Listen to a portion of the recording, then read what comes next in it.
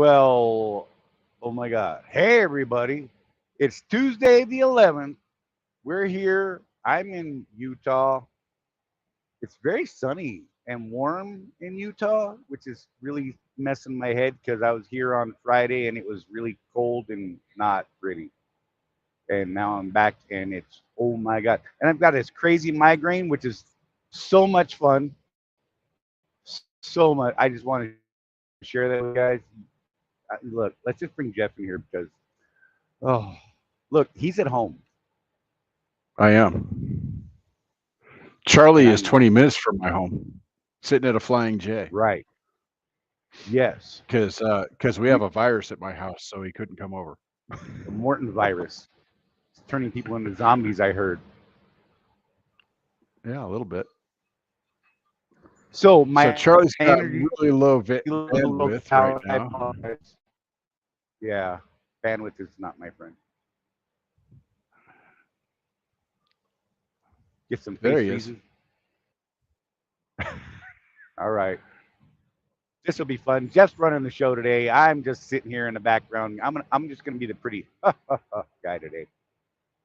What do you think about that, Jeff? I'm not even supposed to be out. I'm not even supposed to be out of jail yet, but okay. Well, we're working on that. We're gonna address that. I know, my bad. We're gonna fix that. But let's do our stuff here real quick.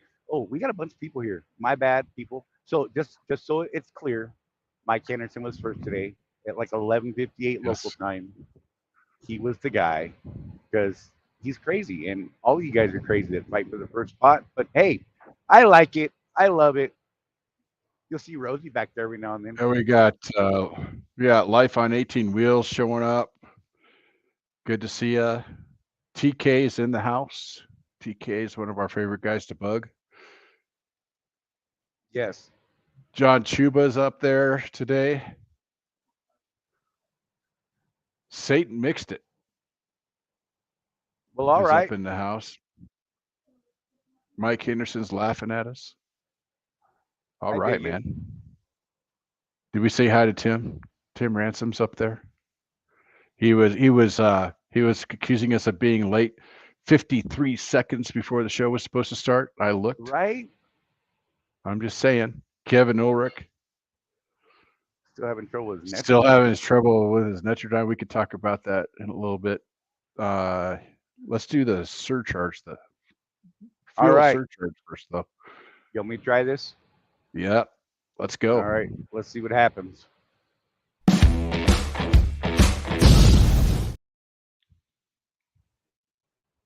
Look at that.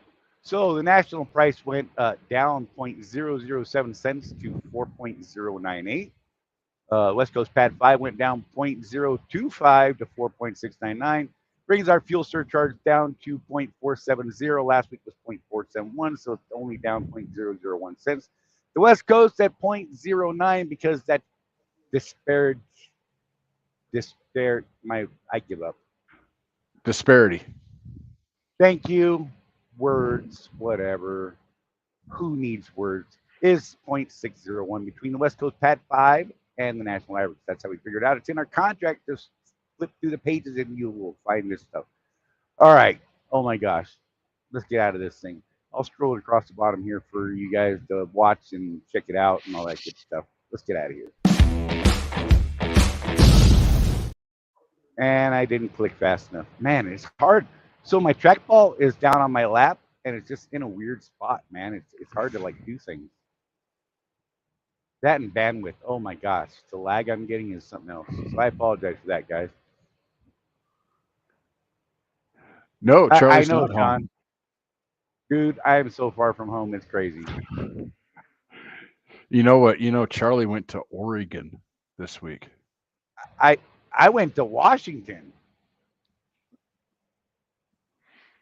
So, we So talk yeah, about doing things you wouldn't normally do. Charlie's doing things he wouldn't normally do to stay running while he's OTR. kept me John busy through the weekend. John says fuel price at is the highest in the country right now. What is it? I haven't even looked. Wow, I didn't look either. That's a little wild. So Well, you know real what? quick, Let's. Yep. this Netrodyne thing. Where was that one at? There we go. So Kevin is the first person that I know of that has purchased the camera from Swift, the Netrodyne camera, without any intention of giving them access to it. And it's been a heck of a ride. Apparently, when you buy them as a part from the parts counter, it's registered to Swift as being a Swift camera. And there's a whole bunch of hoops you got to jump through to get that thing deregistered. And then you got to get with Netrodyne to get it re-registered under yourself. And it's this and it's that. And correct me if I'm wrong, Kevin, but I think you've been working on that for a week at this point, trying to get that done. And it's not been fun. He's been talking to me about it a little bit, and we've been trying to figure out who exactly to call. And it's just not great. So be aware of that, you guys. If you decide to buy that camera as a part from Swift, you can do that, but it's problematic at this point. There's some hoops to jump through there, and we'll get that.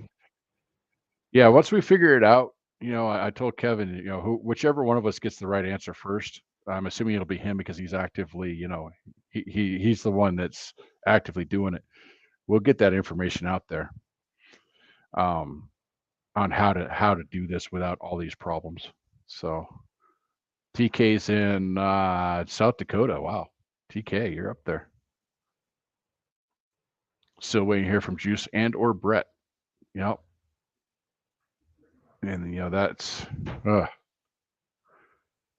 Matt says something here. Good evening, everyone. Matt Nessa says, still at home in good old South Carolina, getting windshield replaced tomorrow and dealing with personal matters with my uncle. Yeah, we heard about your uncle, Matt. We're hoping that things are going okay for you there. What are you doing home, Bear Hunter? You don't need to be home. You need to be working. I'm just putting for that real. I'm out here. You should be out here. What? That's not all right. So we have let's get into this, man. Yeah, we have to do a thing here. I made some statements that were incorrect a few weeks ago. So Charley said he's going to put me in. Yeah, it just happened. Just like that. Just mid-sentence, just we're done with him. I'm going to bring on Jeff Reese and Colton. It's there. Colton, God, I lost your last name.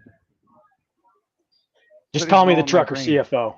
Just call me the trucker CFO. That's Colton Lawrence. Good Lord. Colton Lawrence, trucker CFO up in the house. Oh, my gosh. So, yeah, last week, was it last week or the week before? Jeff came on and said, he was talking about how to deduct healthcare costs. And Colton was furiously in the background. He texted me. He's like, you're wrong. And we didn't get it out on the show in time because we didn't even see the text till after the show because we're terrible people. So, Colton, I'm going to put you in a hot seat. Do you remember that? I do remember that. Yeah. I don't remember the exact comment. Something along the lines of, in fact, this is what I remember. Somebody asked the question if health insurance is deductible. And Jeff immediately said, absolutely. It's for your business. That's deductible. And I think I remember you, Charley, saying, I don't know. I think we might better leave that to the professionals. Remember our guy, trucker CFO? I think you said that. That's right. Right. Yeah. So health insurance. That's why we surround ourselves with professionals. That's right. There you go. Health insurance.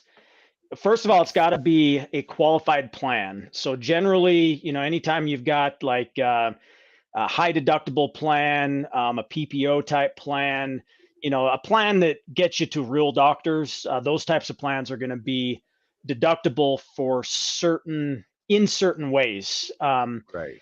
And it's going to depend on what kind of entity you are. So if you are filing Schedule C, meaning you're a sole proprietor, you're a single member LLC, that is going to go on a Schedule C. And there's a specific spot that those expenses go on your Schedule C. And in fact, the way it works, that amount is not deductible for income tax purposes. It is only deductible for self-employment tax purposes. So it reduces the amount that you pay self-employment tax on, but it does not reduce the amount you pay income tax on. And then for S corporations, you actually do not deduct the cost of your health insurance if you're a greater than 2% owner of the business. You don't deduct it on your tax return. You have to take it as a reimbursement on your W-2 income. We're going to talk more about reasonable compensation, but you take it to the W-2 and it becomes a deduction again to Social Security and Medicare. So what is self-employment tax? Self-employment tax is Social Security and Medicare. And when you take it as an S corporation, it's reducing what you pay in Social Security and Medicare. So it has the exact same result. You just take it in two different ways. Well, see, and now that is our quick jump into what Colton is going to do for us at Trucker CFO. Because look, there's a bunch of stuff that, you know, our other option out there, you know. So Colton's the 300-pound gorilla, and there's an 800-pound one out there. And yeah, most of us are moving away from that. And I'm going to let Jeff come back because I think he's been schooled. Oh my God, everything rotated in weird directions. Oh my gosh. Let's wait. Yeah, there we go. Oh my God, that was going to ruin my brain. So yeah. Jeff Reese. So we went to Jeff Reese a while back and we're like, hey man, do you guys have any sort of accounting suggestions for people? And he's like, you know, I'd have to look into it. Let me look into some stuff. And, you know, a few weeks went by and then all of a sudden Reese like, dude, I know this guy. Did a podcast with him, buddy of mine. His name's Colton. I don't know if you've heard of him or not. We're like, bro, what happened? Why you waited so long to drop this on us? He's like, whatever. But Jeff Reese came through. Hey, man, look, you know, if I don't poke at you a little bit, something's wrong. But yeah, so Jeff Reese here from, you know, our friends over there at Guests Advantage, because we love you guys, said, hey, you guys should check out Colton at Trucker CFO. And we're like, well, yes, we should. And, you know, I've seen Colton in other places, and you guys can actually find Colton. Check this out. Look, I got a cool little card that I'm going to pop up right here. Wow, you can listen to Colton Lawrence Tuesdays on Radio Nemo right there. Look at that. Look. Look, we're trying to be all professional and stuff, Colton. We try, brother. Hey, Charley, what day is it today? Today is Tuesday, so today is Tuesday. Mr. Colton was on there today, correct? I was on this morning, yes. Yeah. Yep. Michael Burns and I were on. We did some discussion on personal finance and saving for retirement. Nice. Look at that, man. So you guys will have to. I'm gonna have to apologize. My head is like not right today with this migraine. It's like a laser right here, right now. So I'm gonna let Jeff be out of timeout because I was gonna let him sit out there longer, but I'm gonna let him run things for a while because I'm broken. This happens with my kids too. We just get tired of having them in timeout because we're tired, and we just let them out. Right. So Colton, you want to. So one of the things that impressed us about you is how you present yourself as a company. You want to go over the whole concept of you're the CFO and I'm the CFO and I'm the CEO of Morton Transportation, and how that dynamic is supposed to work a little bit, because that's something that I think kind of sets you apart a little bit. Yeah, sure. Yeah, so we rebranded to Trucker CFO probably almost a year ago. That the rebrand was complete and official, and the whole concept behind it is that owner operators, independent contractors, you need to think of yourselves as the CEO of your business. If you come into this or are already in it thinking of this as just another job, you are less likely to be successful, because this is not a job. It is a small business. You are an entrepreneur, and there are some significant differences to that. Now, the benefit of it is that you do get to make money, hopefully, right? And we're going to try and help you make some money. But as the CEO of a business, you need to surround yourself with competent people in areas of the business of which you are not a professional. All right. And that includes people like Jeff Reese and ES Advantage. That includes people like us, Trucker CFO.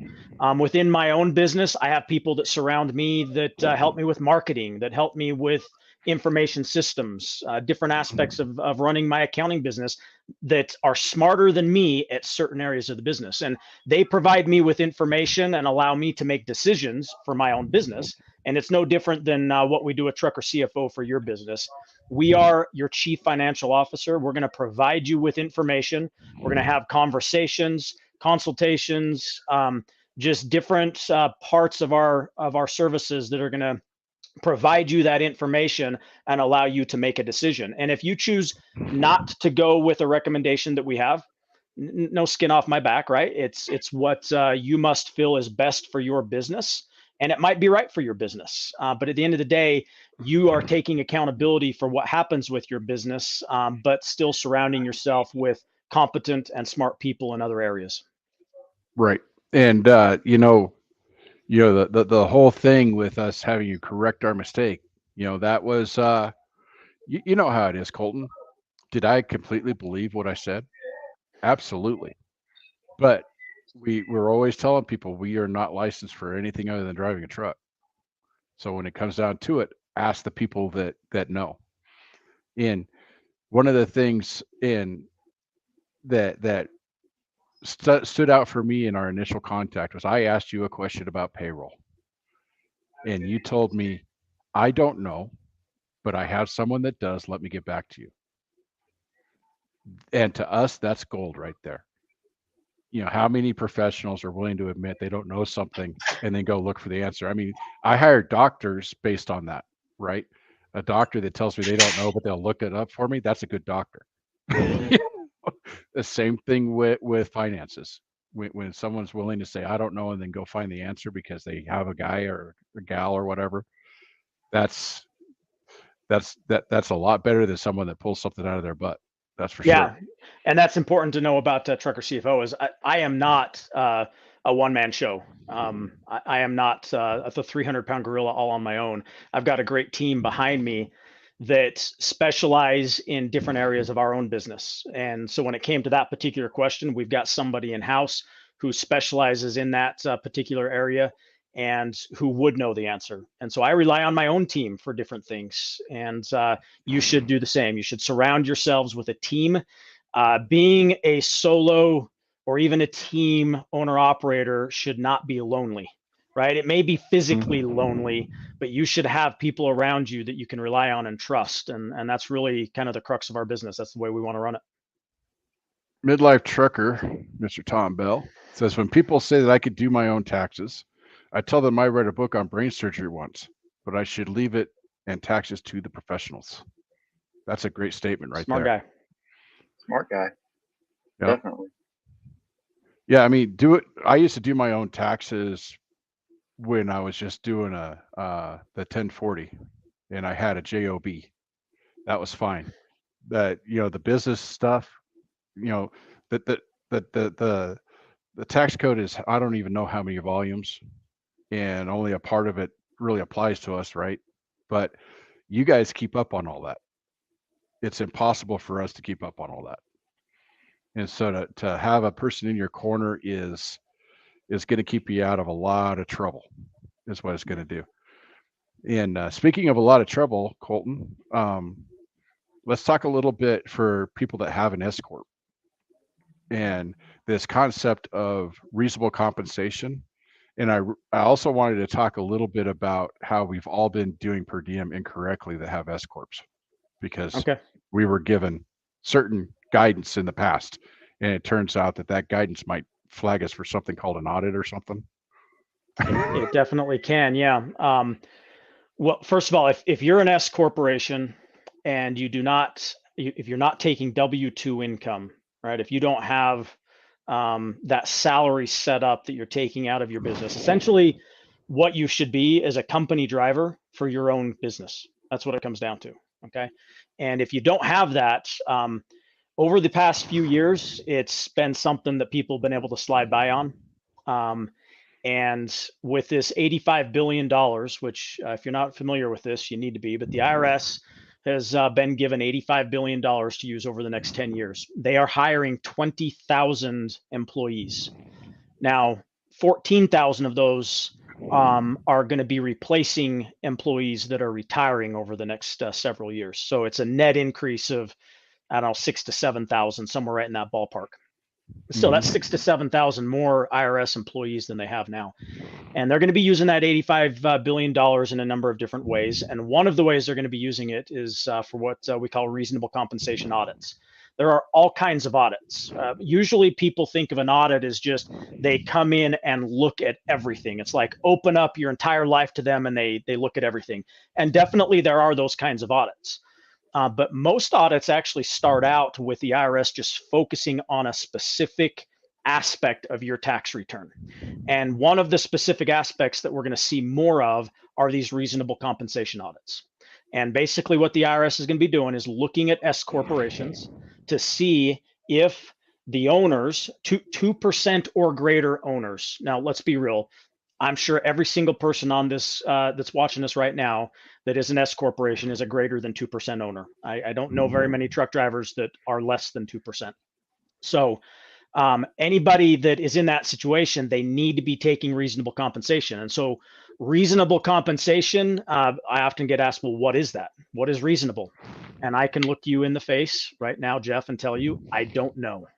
I don't know what reasonable is, because there's nothing in the IRS code I can go to that says if you're a truck driver as an S corporation, your reasonable compensation is X or Y. There's nothing like that. It is all in the eye of the beholder, in this case, the eye of the auditor, to decide if it is reasonable. And so we want to make sure that your reasonable compensation is going to be an amount that doesn't really leave any questions. And so we do want to maximize your savings. And so we want to edge towards the lower end of reasonable, but we don't want to be so far into the low end that you run the risk of perhaps an auditor saying that's not reasonable, right? Because it's all about perspective, and it's all about the perspective of that auditor to decide if it is reasonable. So what is reasonable? It's going to depend on your situation. I'm going to take, for my own purposes, I'm going to take a look at how much money you're making gross, how much money you're making net. We're going to look at perhaps the motor carrier you're hauling freight for. If you're an independent contractor, if you have your own authority, we're going to factor in other things. There's a number of things that go into that. But generally speaking, I'm going to tell you reasonable compensation is going to be somewhere in the ballpark of $40,000 a year or more. That's on the low end. Okay. You want to, if you're any lower than that, you better have some really good reasons why you're lower than that. And again, that's not just taking money out of your business account and transferring it to your personal account and calling it payroll. It's not quite that simple. You have to have W-2 income. There has to be withholdings for federal income tax. There has to be withholdings for Social Security and Medicare. You have to be filing your 940s or 941s. There's a whole bunch of stuff that goes into that. And in order to protect yourself from these, what will be future audits, you need to make sure you're set up that way. Yeah, that's one of the things, Colton, that when I talk to people about, do they set up an S corp, I start going over what my additional expenses are. I'm paying for a payroll service. I've got payroll taxes. I've got this, I've got that. And a lot of people don't realize that you have to do all that. Mm-hmm. And a lot of them, it'll scare them out of forming an S corp. I think it's good though, because you and I have discussed there is a level of profits where it's advantageous to have an S corp, and there's a level of profits where it's advantageous to just stay a sole proprietor. Mm-hmm. And a lot of those guys that get scared are like really close to that line, Mm-hmm. So it might be a good thing. I don't know. Yeah, the actual numbers say that you're going to have a return, meaning it's going to be profitable for you to make that change, somewhere in that $50,000 to $60,000 net income range. Now, a lot of that is dependent on other things you've got going on in your personal tax life, but it's somewhere in that $50,000 to $60,000 range. We don't actually recommend it, meaning we don't target our clients at a level of income below 70,000. So at that 70,000 mark, we're saying, look, you really should consider this, because the costs and the hassle of being an S corporation are going to outweigh the benefit, or the other way around. The benefits of doing this are going to outweigh the costs of making that change. And we've done a number of them, a large number of them already this year for folks. And we have these conversations, and there's a lot of factors you need to consider. But if one of the factors is, look, it's just more complexity than I want to add to my business, again, you can tell me no, it's not going to hurt my feelings. If it's more complexity than you want, that's great. At least, you understand your life and your business. But for the most part, at Trucker CFO, we're going to take a lot of those responsibilities off of your plate. Right. So tell me about how I've been messing up my per diem for the last couple of years since I formed my S Corp. Yeah. So when it comes to per diem, most folks are familiar with using the apps to track your days out on the road, and you get the $69 a day. You multiply that out by the number of days, and that amount goes on to a Schedule C. There's a very specific. If you look at your Schedule C, there's a very specific line item that is intended for the trucker per diem, and it's a pretty simple calculation to come up with, right? You just provide me the number of days, full days, partial days, and you multiply that out, it goes on your Schedule C. Most people are familiar with that process, and that's how they've been taking per diem. When you become an S corporation, it's not that simple anymore. And to understand why, I'm gonna geek out a little bit here. Hopefully everybody follows me, okay? To understand why, you need to understand the differences of how S corporations and Schedule Cs are taxed, and what they are taxed on. As a Schedule C, that income shows up on your 1040, which is your individual income tax return, and it is subject to income tax, and it is subject to self-employment tax. So if your Schedule C has $240,000 gross from Swift, and you end up with $80,000, let's use a more round number. Let's just use 100,000 because it's easy for the math in the brain. You end up with 100,000 net. You're going to take your per diem, and that amount is going to show up on your Schedule C, and you're going to pay self-employment tax of about 15%. What is self-employment tax? It is Social Security and Medicare. That is what it is. It's the 7.5% roughly employee contribution, and it's the 7.5% employer contribution to get you to the roughly 15% that you pay in Social Security and Medicare. Because when you're self-employed, you are the employer and the employee. So all that money goes to self-employment tax at 100% of your net. Well, when you are an S corporation, they want you to take reasonable compensation. Why do they want you to take reasonable compensation? Because as an S corporation, you are not subject to self-employment tax. Okay, there's no Social Security or Medicare contribution from that self-employment tax, and so you have to take W-2 income and pay payroll taxes. Payroll taxes are, on the other side of things, exactly the same as self-employment tax. It's Social Security and Medicare. All right, so as an S corporation, that's how you get Social Security and Medicare. Well, back to the per diem, you take that deduction on your Schedule C, and it reduces your income that is subject to Social Security and Medicare tax, essentially. When you are an S corporation, there is no deduction for that that's going to reduce your Social Security and Medicare, and so you have to do it through payroll. You take your per diem through payroll as a reimbursement. So what happens is, if for those of you that have been company drivers for a company that has a per diem plan, and from what I understand, Swift does, is that correct, Jeff? Yes. Okay. So if you've ever been on that kind of a plan, what happens is you have a portion of your income, usually somewhere in the ballpark of 75 to 80% of your income is subject to income tax. And then they allocate a portion of it to per diem. It shows up in box 14 of your W-2, and that amount is not subject to income tax. So if you think about it, the same thing that's happening with your Schedule C when you take per diem is happening on your W-2 income. It is reducing the amount of pay to which you have to pay Social Security and Medicare. If you just took that on your 1120S as an S corporation, you would not get that deduction. Okay.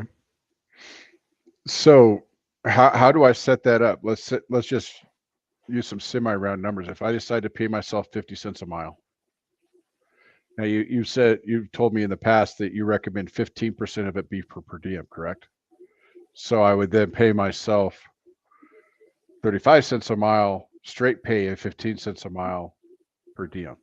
The key here is you have to keep your net pay, your taxable pay, reasonable.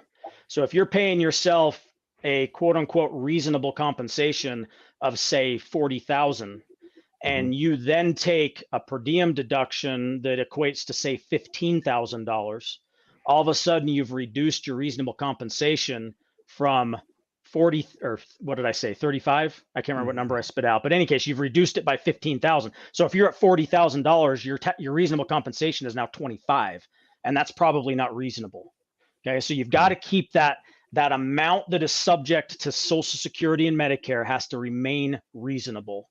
Okay. And then any amount above that, you can consider as non-taxable for income tax purposes. Okay, and there is a benefit there. Essentially, what happens with per diem for S corporations is it is a tax-free distribution from your S corporation.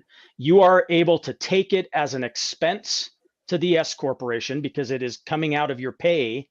Your W-2 pay, it's showing up on wages, okay? On your S corporation tax return, it shows up on wages, but you are not being taxed on that same amount at the personal level. So you get a $15,000 deduction at the S corporation, but there's no offsetting $15,000 of income at the personal level. And that's how you get the deduction.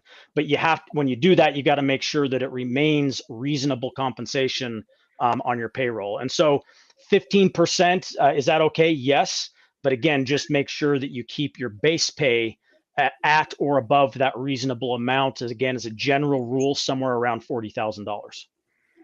Okay. So with that now, because I'm still trying to figure this out, Colton.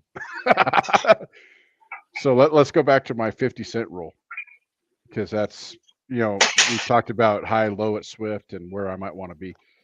So would it be to take my 50-cent base pay, add 15% to that, and have that be my per diem then? Would that be the better way to go?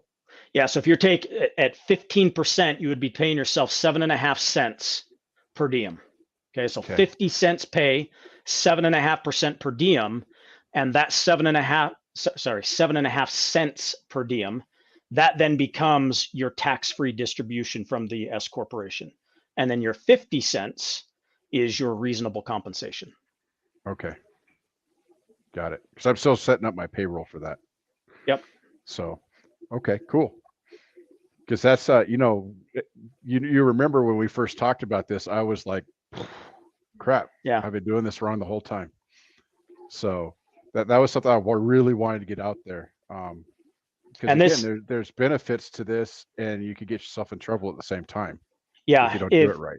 If your tax preparer is just throwing your per diem deduction as an S corporation onto the tax return, it is being done wrong. So, and what'll happen is if you are audited, let's say you go through a reasonable compensation audit and they determine, well, you weren't taking reasonable compensation. Let's take a look at some other things. We're going to expand the audit. We're going to look at other things. They may find out that all of a sudden you were taking per diem on your 1120S. Well, that's wrong. So we're going to throw that out.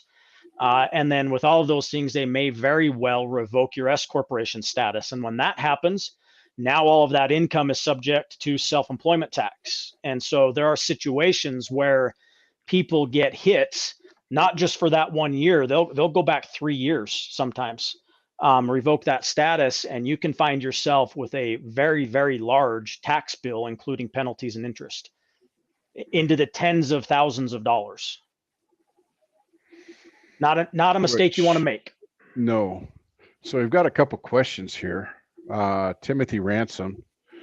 I live in Tennessee and they don't have a state income tax, but they do have a business tax. So for me, I pay less taxes staying self-employed.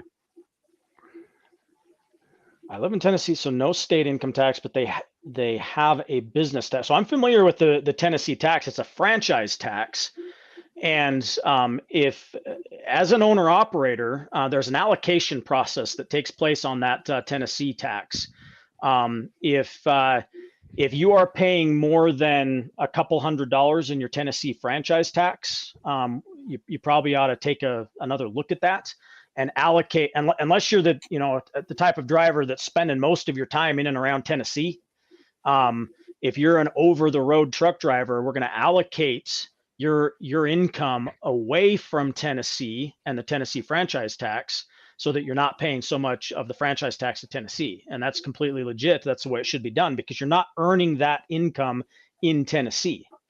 So I'm not quite sure what he means by he's paying less taxes by staying self-employed. I'm not quite following that statement right there. I don't know if he means by not going S corporation.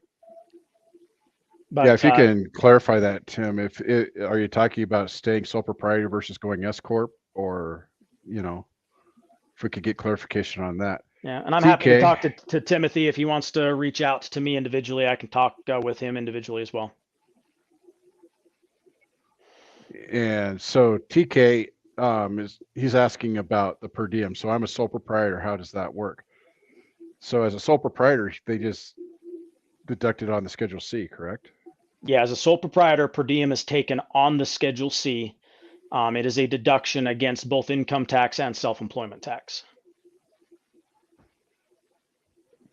And midlife trucker, since SSA uses 35 highest years of income, wouldn't only having 40K of income hurt you later in life?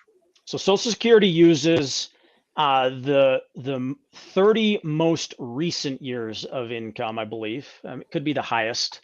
Actually, they do throw out the outliers, yes. So yes, it is a consideration to look at Social Security. And sometimes that is a reason that people come back to me with why they don't want to do the S corporation. Here's what I would tell you. If that is something that's important to you, then the savings that you're going to get from becoming an S corporation, just throw into a retirement account, right? Don't just spend it on something that doesn't get you any value. Take that money and let your own money work for you. Don't just give it to the government and let the government, we don't want to get too political here, but there's lots of questions about whether Social Security is going to be around when some of us retire. So take that savings and use it for your own retirement. Throw it into an IRA.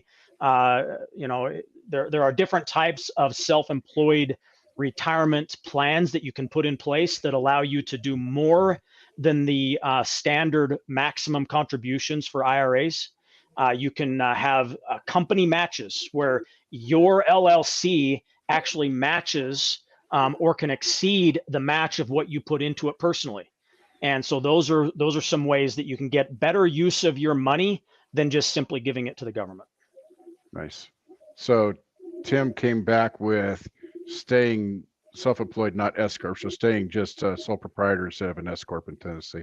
Okay, and I thought that's maybe what he meant. What I would say to Tim is, if he wants to, I'd be happy to analyze that with him and walk through. Like I say, I'm not sure exactly what the tie is between being an S corp and the Tennessee franchise tax and him paying less. I'd be interested to hear that from him and see if there's something I can straighten him out on, or maybe he straightens me out on. I'm not sure. Okay. I'm open to being corrected. It's happened before. So Mike Henderson says, I've been an owner for 15 years. I'm that strange driver that makes 100K plus a year without doing anything other than using ATBS to do my taxes. And I'm terrified about what I've been doing wrong. So I would say, call Colton. After our first contact, Colton, we immediately started talking about you because we learned more about the bookkeeping of our corporations in the last couple of weeks than I have in 15 years of doing this. Seriously, give him a call, 800-533-8230. Come on, scroll on by. Charlie put this big scroll down there, and I'm waiting for your website to come up. www.truckercfo.com. And then the number is 800-533-4230, which I think is the number you have on here. It's coming. There we go. 800-533-4230. By the way, I've asked that our phone lines stay open an extra hour today. Normally they close at 4. The phone line shuts down at 4:30 Mountain Time. And so it'll be open until 5:30 Mountain Time today for folks to give us a call and ask questions about our services. And hopefully we can help you out. Nice. And, I live in the area. Colton's business is just south of Salt Lake here.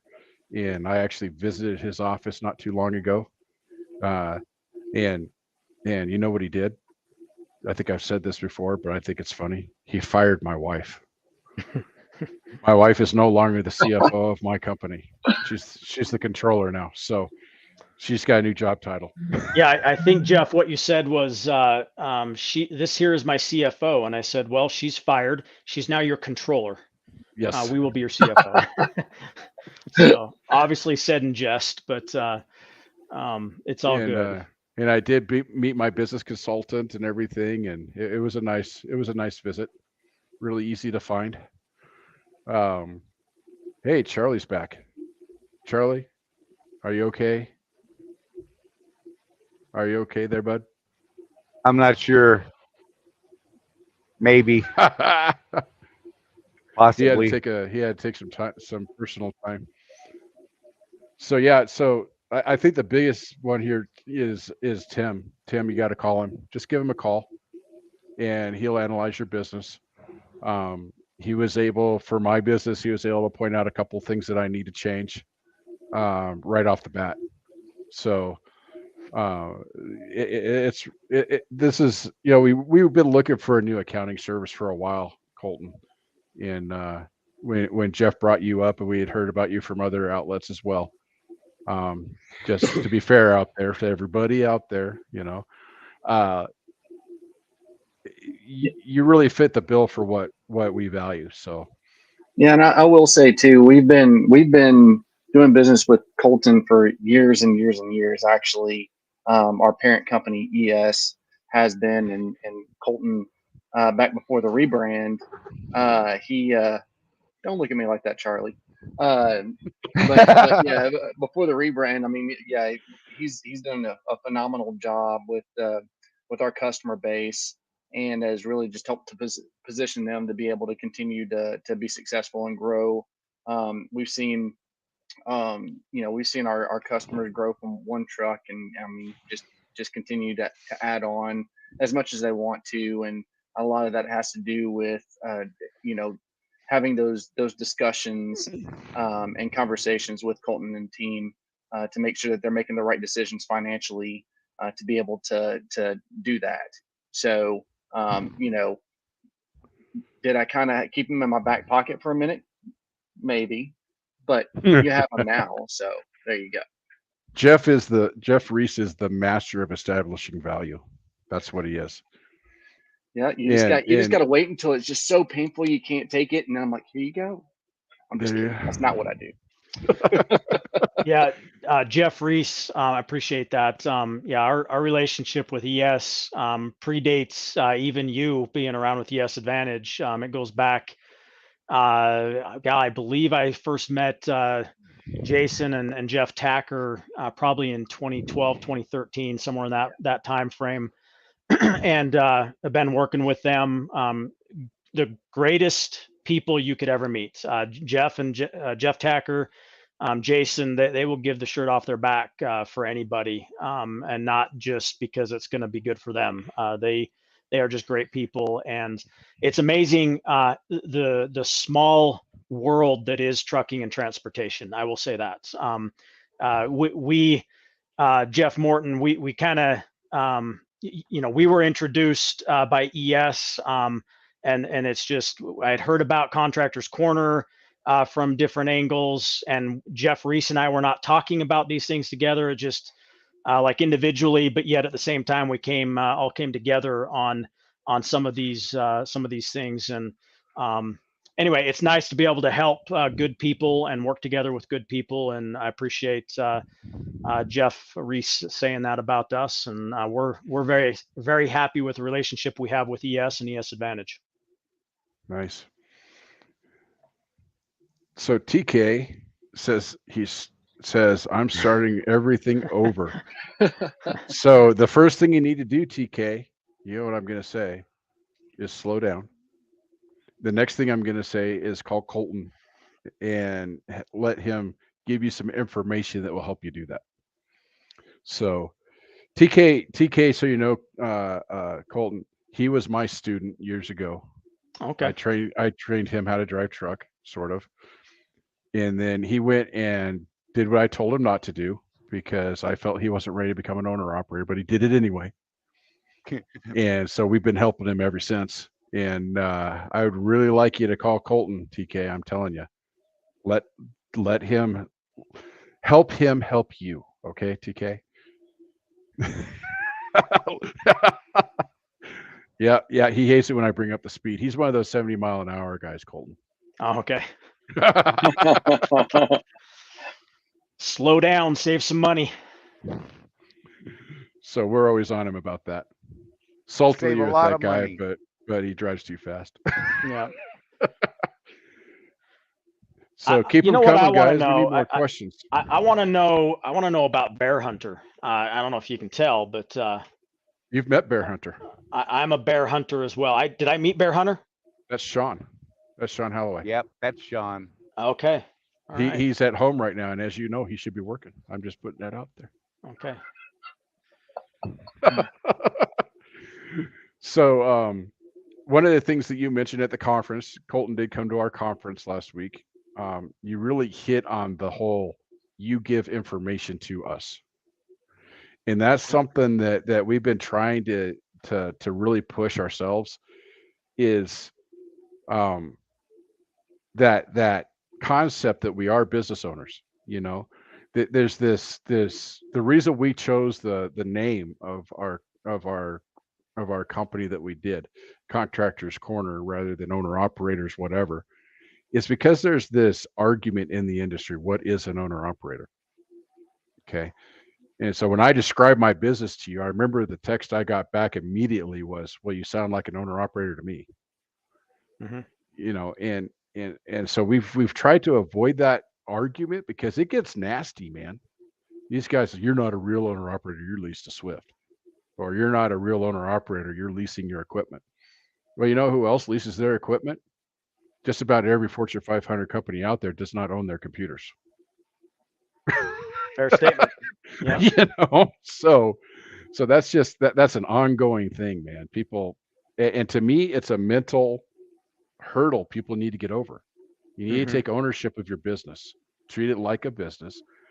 We're one of the things we say that's kind of controversial to people is, are you paying for a job or do you own a business?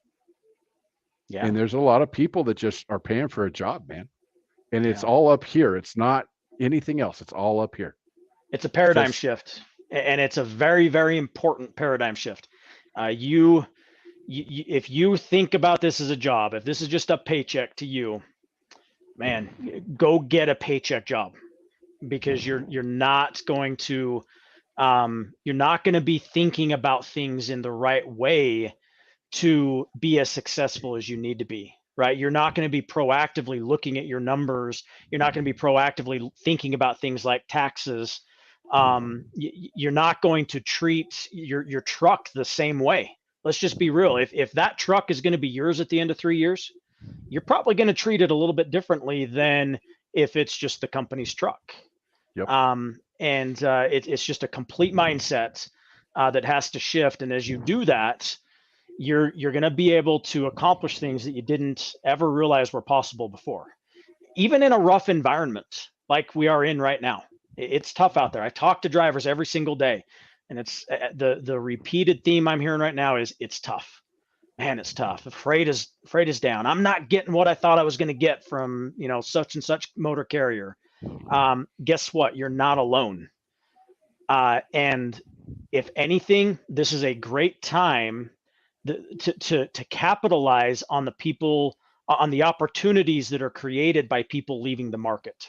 Mm-hmm. It happens in every economic downturn, regardless of industry. As people's businesses fail, other businesses are able to take advantage of or take market share away from those that are not going to survive. And so if you can figure out how to be one of those that can survive in a down environment like right now, how much money do you think you're going to make when things are booming, right? It was not very difficult for folks to go out and make money trucking a year and a half ago, No. right? It was just not that difficult. Rates were through the roof. We had people left and right that were abandoning the motor carrier models, right? The contract freight type models. They were abandoning that, getting their own authority, and going out and hitting the spot market. Mm-hmm. Anybody could do it. Because freight was so abundant and the rates were so high. Well, now we see that there these people out there that did that. They've bought, 2, 3, 5, 10 trucks, and they don't really know what they're doing when it comes to the spot market. And now things are upside down on them, right? So you've got to really know your business. You've got to know what you know. If an independent contractor model is best for you for the time being, if that's where you're at in your career and in your knowledge of the industry, don't bite off more than you can chew. Don't get out in front of your skis, right? There's all these different analogies we could use. Just do what you can do and learn first. And a big part of learning is knowing about your accounting, knowing about taxes, knowing your numbers. But it's also about all these other types of things that we share at Trucker CFO. There are podcasts and blogs and all kinds of different pieces of information that we share that folks should take advantage of. I was on the radio this morning talking about personal finance. People think, what is my accounting firm doing talking about personal finance? Well, you need to take care of your personal finances as much as you got to take care of your business finances. So take advantage of those things. When you go out to truckercfo.com, the very first thing you're going to see is our 2023 guide to tax season. It's a free download. I know I had at the conference, I had everybody download it. You should use it in a couple different ways. One, as I joked about at the conference, if you're having a hard time going to sleep some nights, pull it out and it'll put you to sleep. But in all reality, when you're interested in learning more about how your business can save money on taxes, be properly set up, pull that guide out, go to the table of contents and pick the subjects that are going to, that most interest you at that time. And the cool thing about that guide is if you're looking at it online on your phone or on a computer, there are hyperlinks to associated podcasts that we've done on those particular topics. So you can read it and then you can click on that link, and while you're driving down the road, get even further information on that particular topic.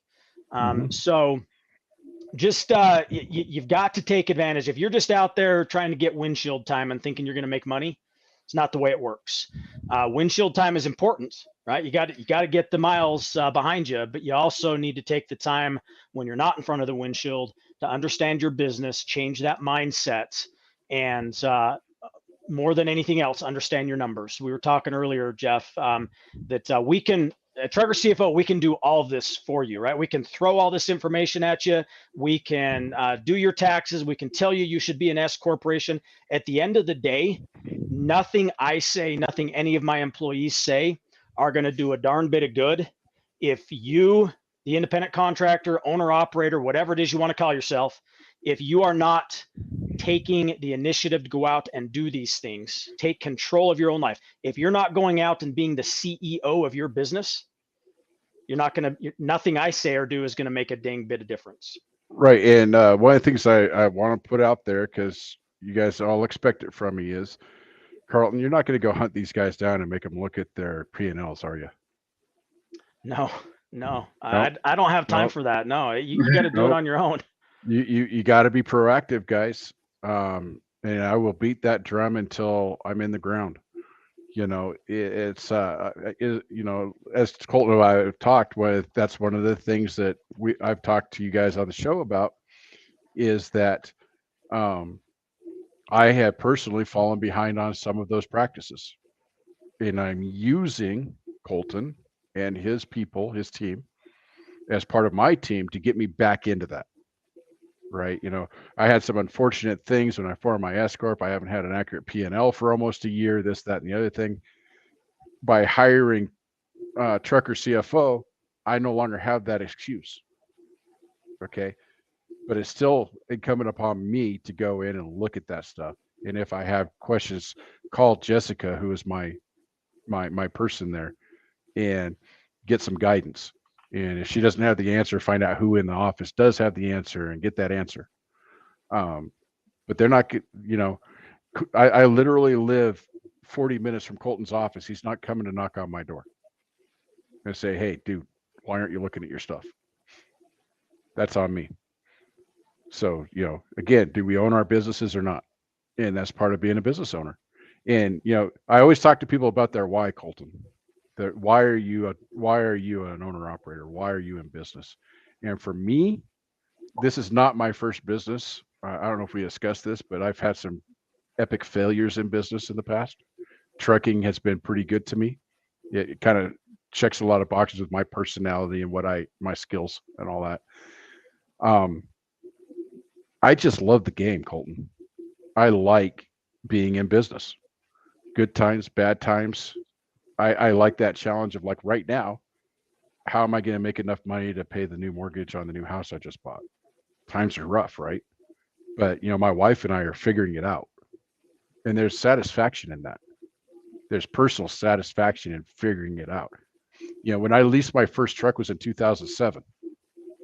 And Colton, you've been around that long, right? You remember what happened by 2009. I was thinking, what did I do? It was almost like when I hit basic training in the Army. I get, they call it going across the tracks. For those of you that know, I get to basic training and the drill sergeants are yelling at us and kind of abusing us a little bit. And I had this thought of, what the hell did I do? I had that same experience within 2 years of leasing my first truck. But you know what? I figured it out. I survived those down years. And I made some changes and I learned some stuff. And as a result, this time is worse than that was. I think we can all agree on that this downturn is worse than the 2009 downturn. But I learned lessons then that are serving me now. Yeah. And if you think about what you've been saying here, there have been down times, right? There's been several down times in the time that you've been a trucker. Mm-hmm. But what always happens, it always turns around. Back up. It always turns around. And you've got to know how to make money in the good and the bad. Yep. If you can do that, then you're going to be okay. It's the folks that don't know how to do that fall away. So I think TK, where's that comment I saw by TK? He says, I'm so behind based on everything you just said. I think what he's saying here is, like, basically, I don't know where to start, kind of thing. Like, I'm way far behind.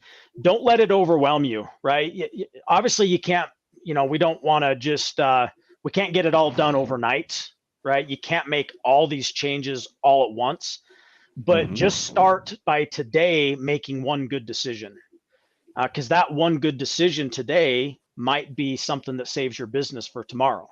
And just bite off a little bit at a time. If you're behind on taxes, let's get 1 year done at a time. If you've been doing your per diem wrong, let's just get that fixed. If you haven't been taking reasonable compensation, let's fix that. We can have conversations and work to get you into a good spot over a period of time. And honestly, I will tell you that goes a long way with the IRS as well.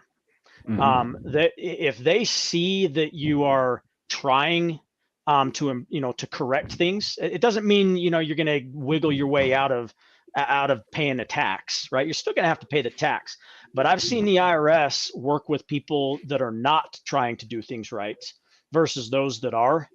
And they're much more lenient. They're going to give you time to do things. You can get extensions of certain things. All of that is going to be to your benefits. Whereas if you just stick your head in the sand and you get that letter from the IRS, boy, you're by that point it's too late, right? So just get on it now.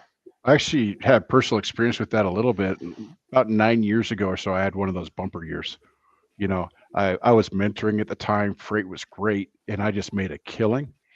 And everybody knows this about me. And Colton still has shaken his head at me about this. I never did my quarterly filings, right? I didn't pay my quarterlies. Now, for me, that was civil disobedience, and it had worked out so far. But I owed the IRS like $8,000 that year. You know what I did? I called the IRS. I said, "What do we do about this?"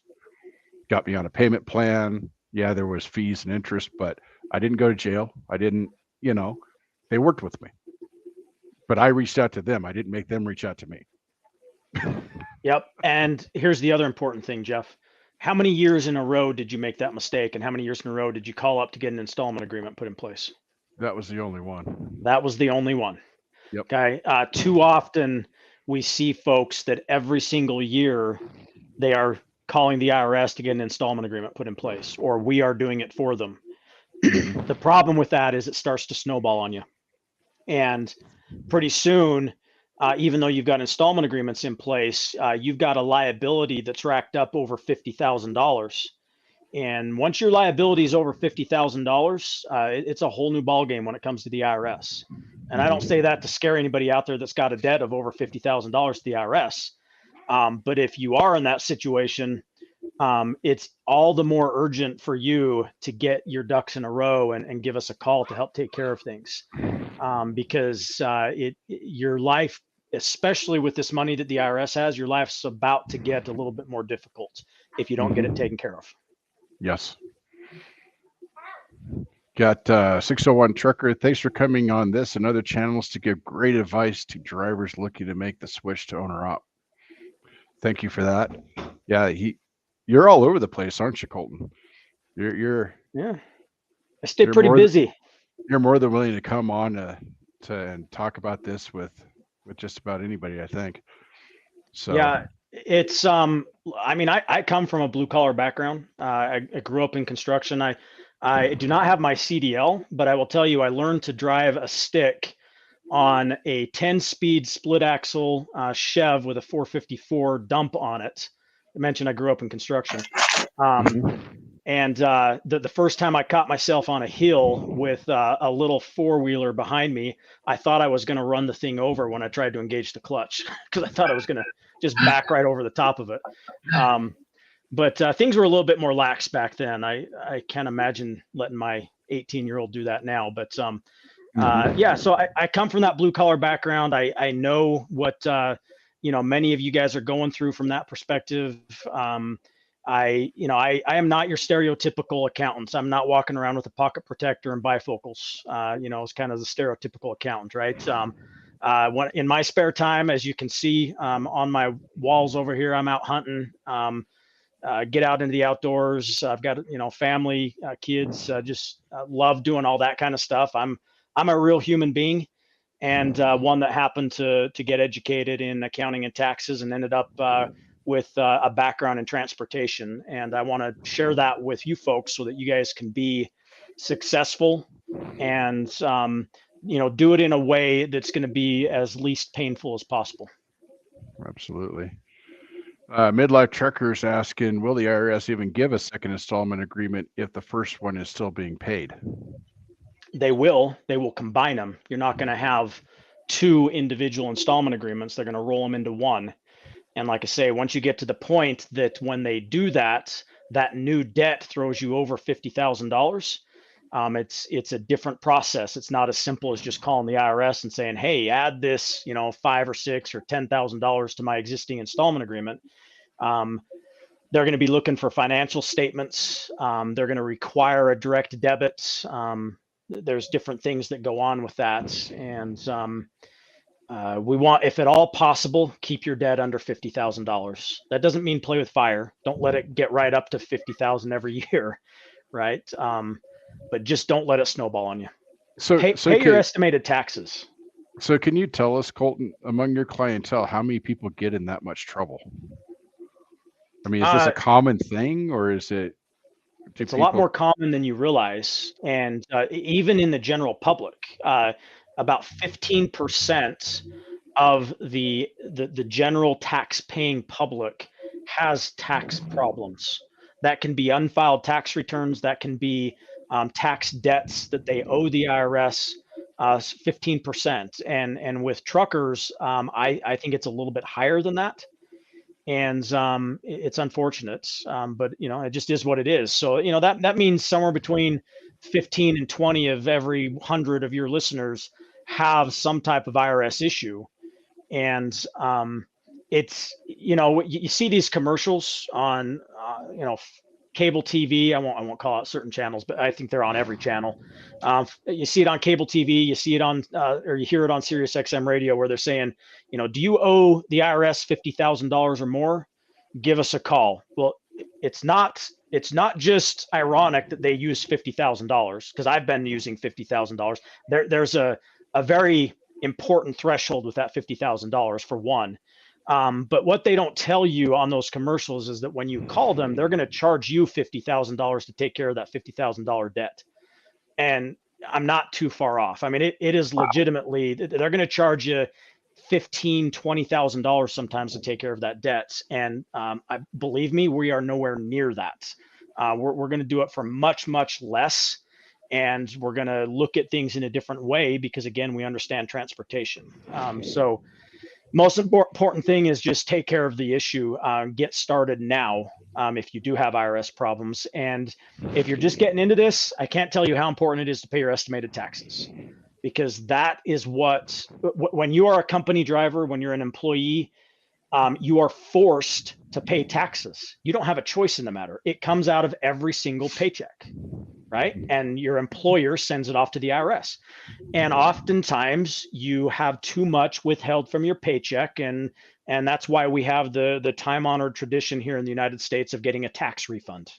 That's why we see all the commercials come, the different holidays of, sales tax holidays, and come spend your refund. I think a lot of them are around Memorial. Come spend your refund check at this, such and such furniture store. Because people are so used to getting refunds. Well, when you're self-employed, you're no longer forced to make that deposit to the IRS. Nobody is telling Swift to take money out of their deposits for your contract work. It doesn't work that way.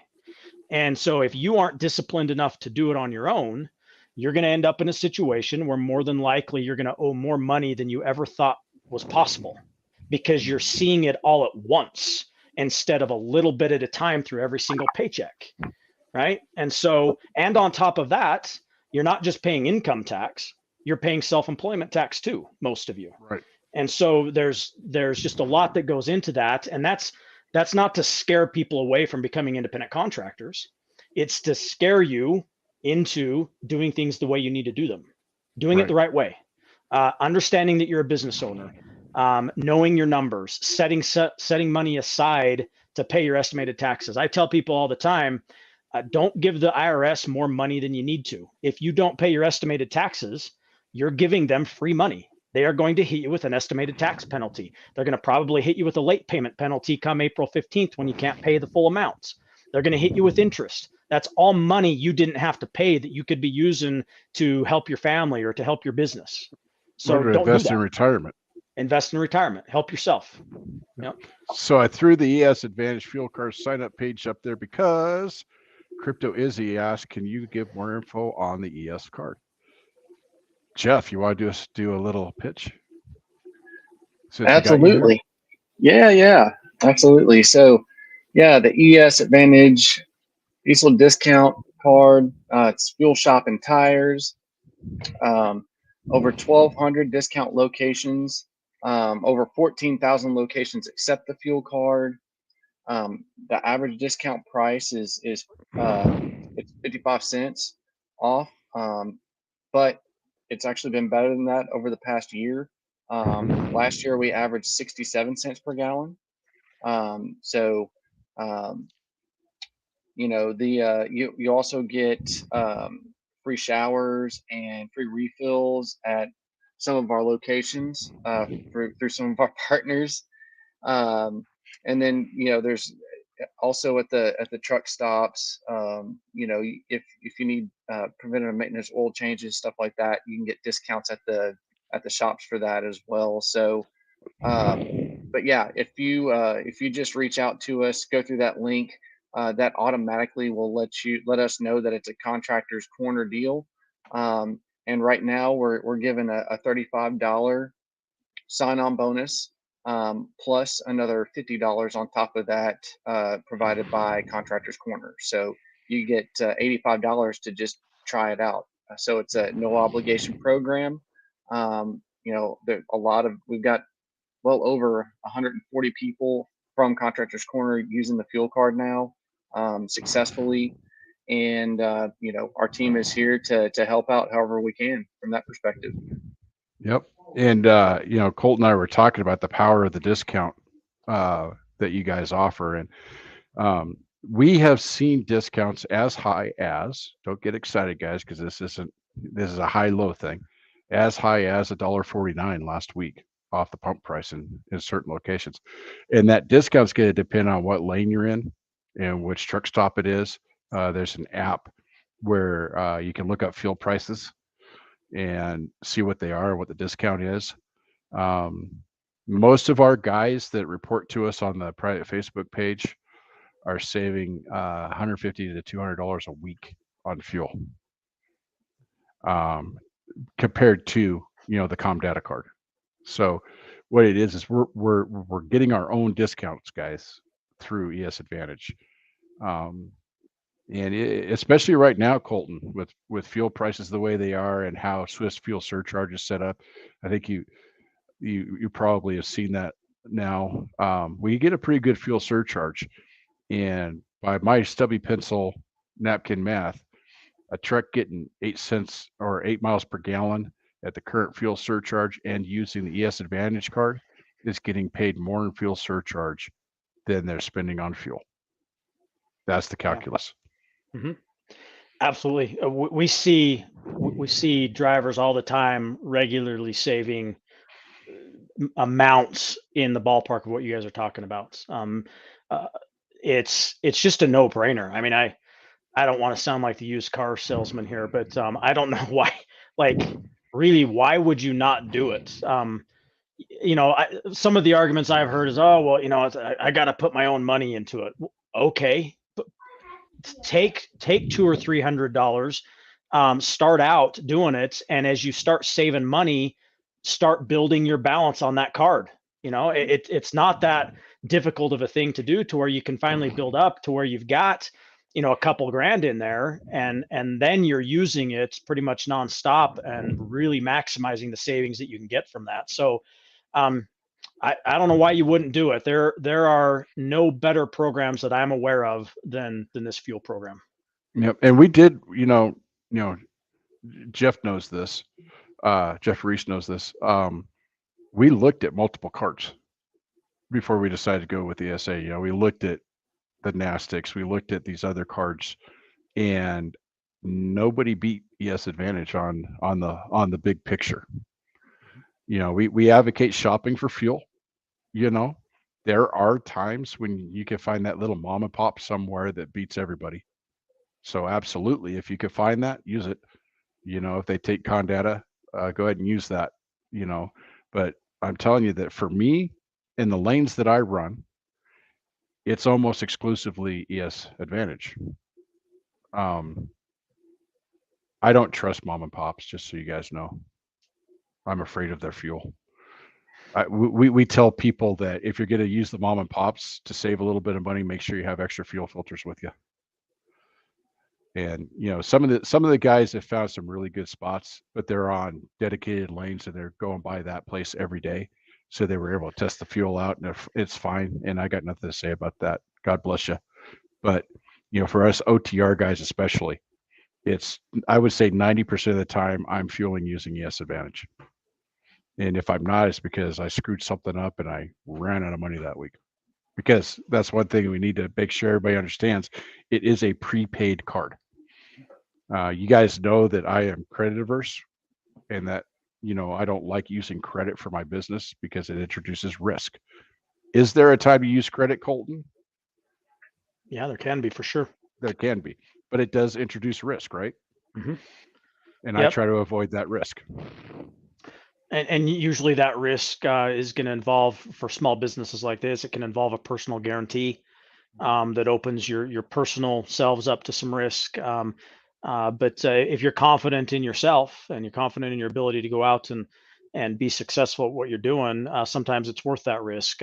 What we don't like to see is people go out and use credit and they're paying 22, 23, 24% interest rates, APR. That if you've got to pay that kind of interest, you're probably better off trying to do something different to build up some money, improve your credit, and get some value down the roads, rather than taking that kind of risk. This is kind of an interesting one. Midlife trucker, I know you said that owner operators need to make a reasonable wage salary, but with the low freight rates and high variable costs right now, will there be people who make very little or negative? What say you, Carlton? Absolutely. Yes, there are. We've seen more of this as we come out of COVID, and we look at folks that have taken some of these SBA loans and taken some of the available idle loans, even the PPP funds that a lot of drivers got. There was a huge influx of cash, and folks used that cash in a variety of different ways. And because of that influx of cash, you end up in situations where you have cash in the bank, but yet you're running at a loss. And especially with truckers, with owner operators, this is something new that we're seeing. It doesn't usually happen until you get more into the small fleets that have been around for a while, that have their own authority, have had some time to build up some capital. But when you're an owner operator just coming into it and you're leasing a truck, you don't generally have that large, amount of cash sitting there. And so there's not really the opportunity to go negative very far anyway. You might go negative by the amount of, say, a per diem deduction, because you're not necessarily using that full amount of cash, or you might go negative because of taking some accelerated depreciation. But yes, we're seeing it more. And when it comes to that reasonable compensation, if you find yourself in a position where you just don't have the cash to pay out that reasonable comp, then we really should be looking at whether or not the S corporation is the right option for you. And if you elected that S corporation, a year ago, 2 years ago, when things were really hopping and it saved you that money, but now it's not, we'll want to talk. We'll want to see what options are out there, and we'll want to look at what the outlook is. Because if it's just a 1 year thing, that's something we can probably work through with the IRS in the event that you were audited.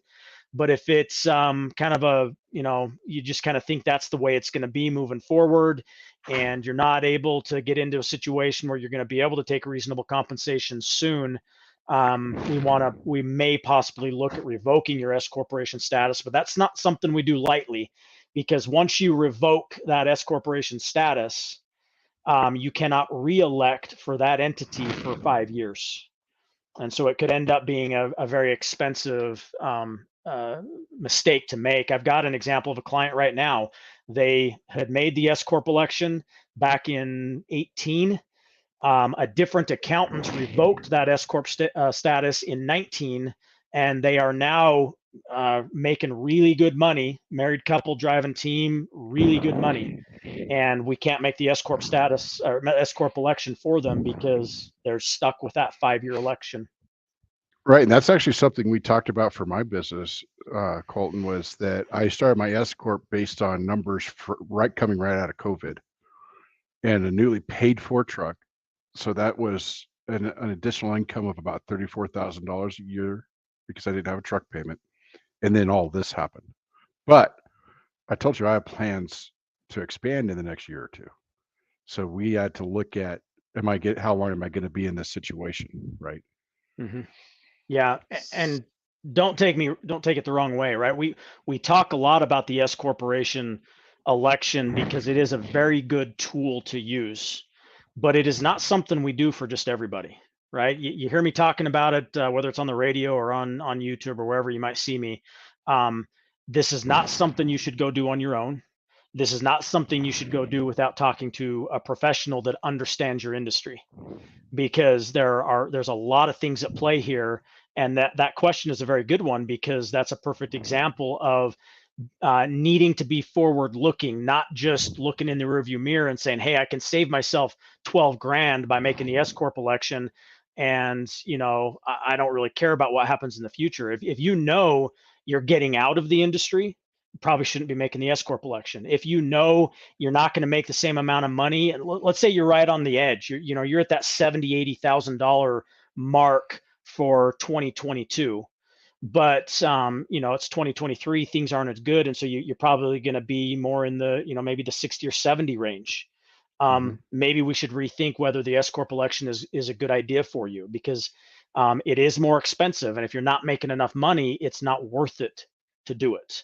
And we don't, at Trucker CFO, we don't do things just because I get to charge you more to do it. I do get to charge you more if you're an S corporation. We're doing more for you, but you're also saving significantly more if we have told you it's going to benefit you. Right. And there's a good chance to bring this up, Colton, is that your basket of services actually even surpasses what we've talked about so far, which fascinated me when I first met you, because you offer a basket of services that I'd never even heard of before. So like we have everybody knows Alan Becker. He's up to 3 trucks now, and he's anticipating another 3 or 4 by the end of the year. Yeah. So his income level is pretty impressive to someone like me on a single truck operation. So you actually have a service that caters to even small fleets. Yeah. Correct? Yeah, we do. So keep in mind, there are different rules. When I talk about an S corporation becoming more complex when it comes to taxes, it's absolutely true. There are rules on the S, and it's actually the same rule on a partnership return, that once you have greater than $250,000 of gross income, meaning before your expenses, there are additional pieces of information we have to include on that tax return, primarily related to a balance sheet.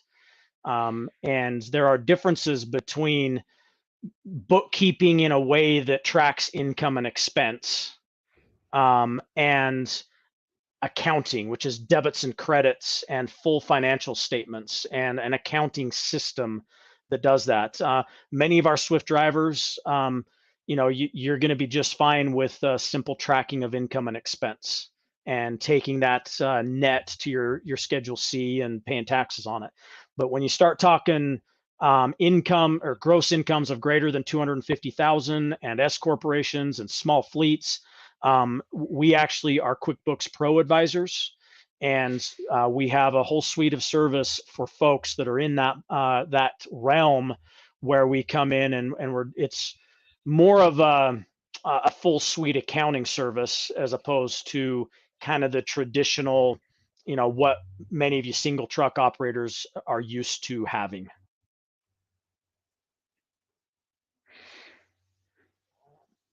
Excellent. I think one of the things I said to you, Jeff, was at Trucker CFO, we don't just have a box and stick every one of our clients in that box. Every one of your operations, every one of you listening, your operation is slightly different than the next person that's listening. And because of that, we don't want to just take you and stick you into this box. You've got different things personally, different things at your business that cause every operation to be different. And we want to treat every single operation different. We don't just take you and stick you into a box and assume that you're exactly the same as the next trucker that comes along. Right. And a lot of firms do that. They lump us all together in this box, and my business is different than Alan's business is different than Charley's. We need different things. Travis Jones asked, yes, Vantage Car works at all major truck stops.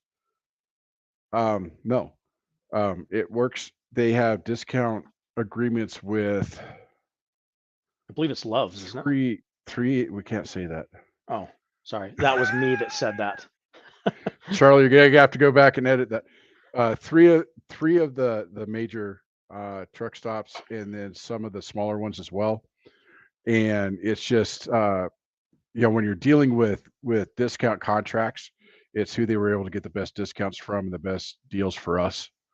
I can tell you I've never ran into a situation where I couldn't find one of their discount locations, though. So does that mean I'm in timeout?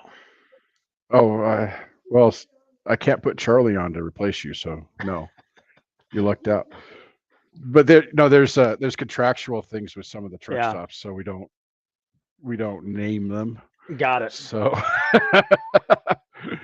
I've actually seen people, Colton, there's a reason for this, by the way, and I've seen it firsthand. I've actually seen guys almost go to blows at truck stops because they found out what discount the other guy was getting.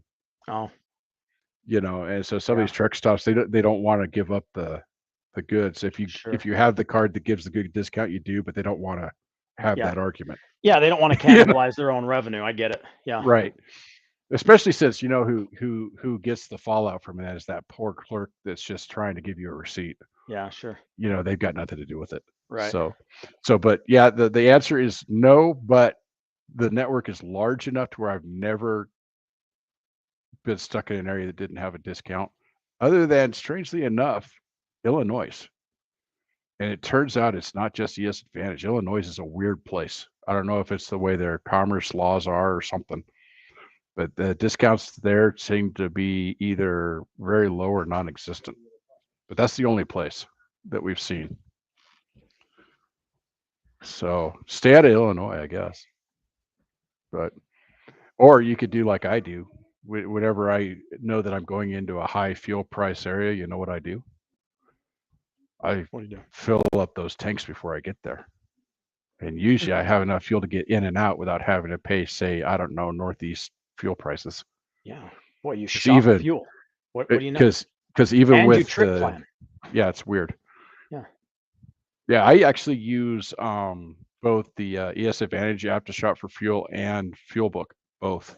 Mm-hmm. So I get a good picture of what the dominant prices are in the lane. Yeah. And I actually shop for fuel every single morning as part of my pre-trip. Is what I do. It's good practice. And at first, I tell people it takes time, but the more you get used to these apps, I could do my fuel shopping in under 5 minutes now because I know what I'm looking at. So save a lot of money doing that. But you get in that Northeast area, and there might be $1.50 discount, but that fuel's still $4. Mm-hmm. So.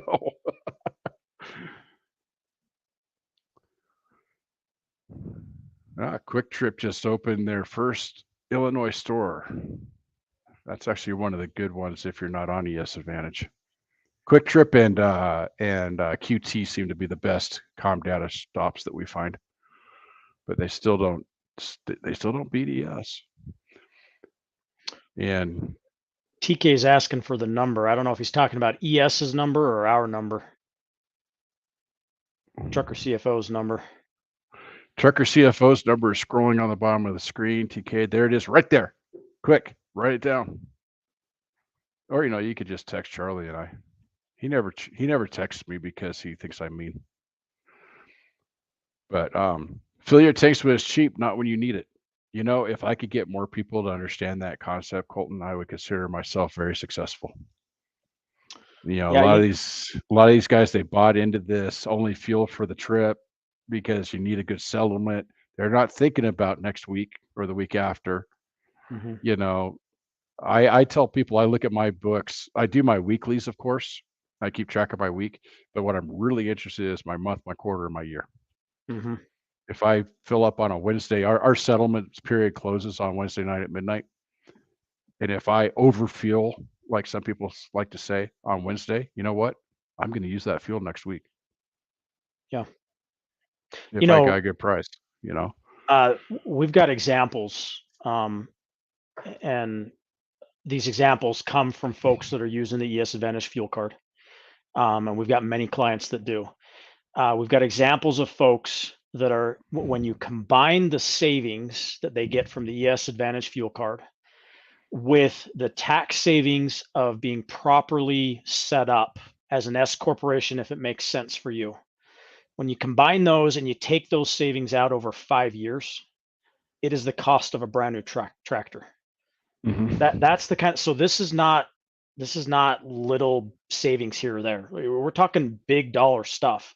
That again, if you think of yourself as a small business, who wouldn't want to buy a new tractor with the savings they got from listening to a guy on YouTube, right? Yeah. Yeah. I don't know if we told you the history of us and fuel cards, but Charley and I were dead set on, well, there's the convenience factor of Comm Data, right? And they do everything for us. It comes on the settlement, easy accounting. And we realized that it was a little bit more than we could have gotten out on in the wild, right? But we thought there was value in the accounting aspect. As it is right now, I've got to send you guys a monthly report now for ESA versus it just coming on the settlement. But then we ran the numbers. We did this crazy thing where we ran the numbers. I know, weird. Charley and I figured out we could have bought 2 trucks for cash by now if we had been on our own discount fuel card this whole time. Yeah. And it pissed us off. We were mad at ourselves. Yeah. Because, like anybody else, we got into this is the way we do business and whatever. There's a cost involved in doing business. And then you run the numbers and you're like, yeah, I'm an idiot. Yeah. Yeah, but what did you do? You didn't just tuck tail and run. You didn't lament your situation. You did something about it. You made a decision, right? And as a business owner, that's what you got to do is make decisions. One of the things I like to say to people is, you are always one decision away from success or failure as a business owner. And you guys are all business owners or looking to become business owners. So you're always one business decision away from success or failure.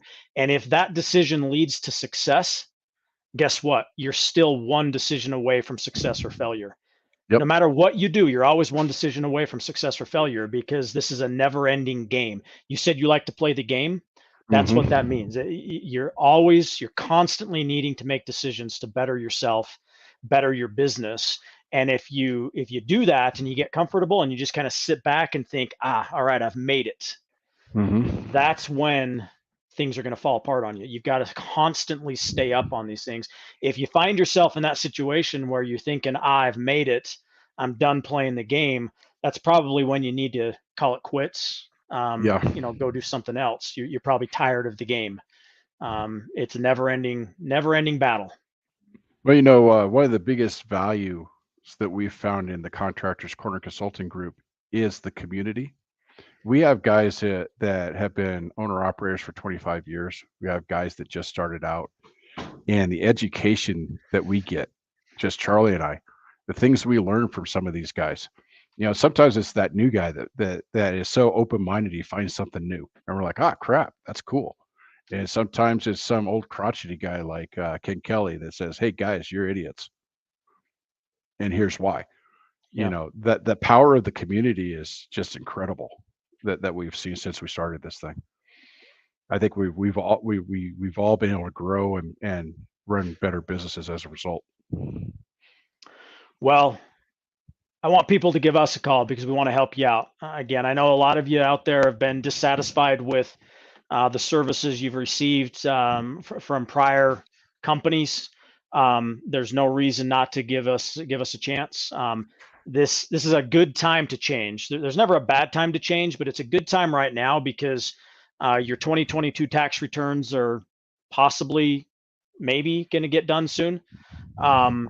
And we're fairly early on in the year. It won't be too difficult for us to catch up any bookkeeping that hasn't been done. It's a good time to give us a call and let us discuss your situation and hopefully help you out and show you the difference between trucker CFO and some of the other options out there. Yeah, and I encourage you guys to do that. Trucker Life on 18 Wheels, definitely calling tomorrow. Good, because and I haven't run into this with you yet, but I'm sure I will. Someday you're going to tell me something I don't like. I'm pretty sure of it. But the relationship of trust, you're going to tell me anyway. That's the trust part. Colton's going to tell me something, and I'm going to go, and then I'm going to look at it, and I'm going to make a decision. Yeah. And that's the dynamic here. And that's what's different about other places you might have done business with. Yeah. Here's one I will tell you. A lot of people don't like to hear this, but guess what? It might come as a shock to some people. If you are a successful trucker, if you are a successful independent contractor, if you're a successful owner operator, you will pay tax. Ah, Man, some people come to me and they say, I haven't paid taxes in 15 years. Well, guess what? You probably aren't successful then, because when you make money, you pay taxes. There's no way around it. There are times, especially as you're building a fleet, that we can get around you paying taxes through accelerated depreciation. There are things we can do to minimize your tax liability. But if for 15 years straight you're not paying taxes as an owner operator truck driver, more than likely you haven't been as successful as you probably wanted to be. And that's one thing I tell people all the time. Don't play this game in a way that says, I don't want to pay taxes, and that's my goal, is to not pay taxes. That's a bad way to go about life and a bad way to go about business. The best way to go about business is, I'm going to go out and make as much money as I can. I'm going to go out and make as much money as I want.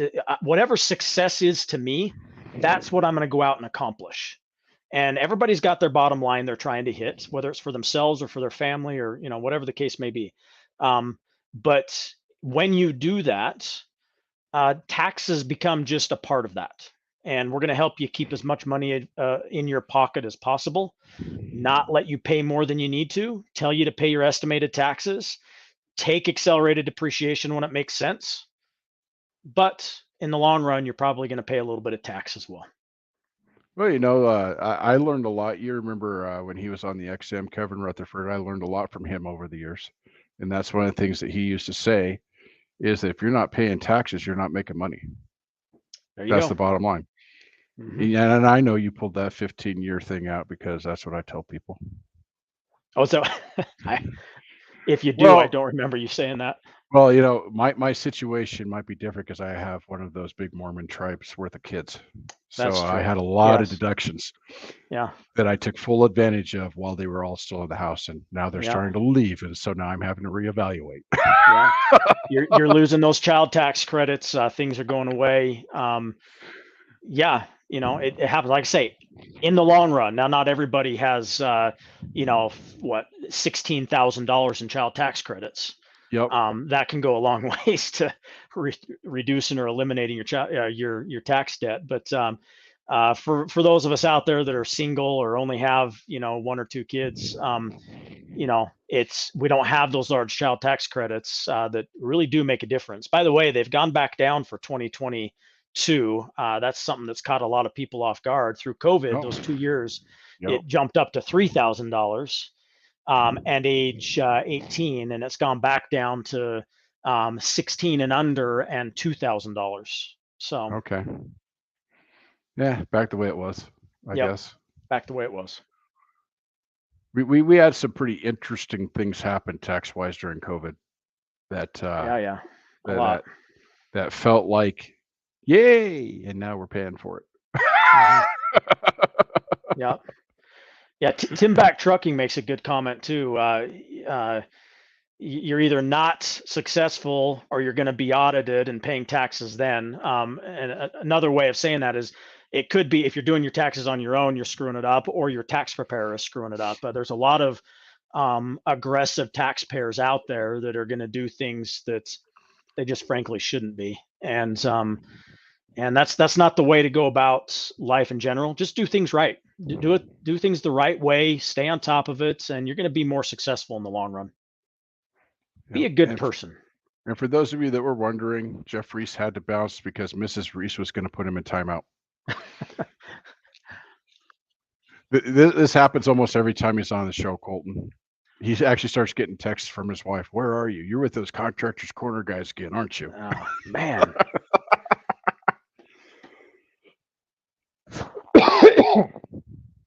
Oh, no, I'm not having more kids, Tim. I just turned 50. It's my youngest, Colton, won't be out of the house till I'm 60 years old. That's when my youngest 60. turns. So how many do you have?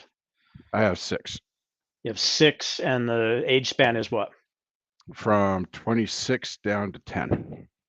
That is a very stereotypical Utah family. Yes. Yeah. Yeah. Since we But the moved funny to thing is, you're Utah, not from Utah, right? You're from Oregon, right? right. Okay. Well, my wife and I, when we first got married, we decided we wanted a large family, and so we did. Done. Yeah. I've got two, 20 and 18, and yeah, we wanted a bigger family. It just didn't work out that way, but I enjoy the two I have. Yeah. I got three of them. Two of them in college. Another one's working Walmart up in Rexburg, and Okay. then I got three at home still. So I've got half the tax deductions I used to. So all right. Do you guys have more questions for us? Jason, cruise captain, dude.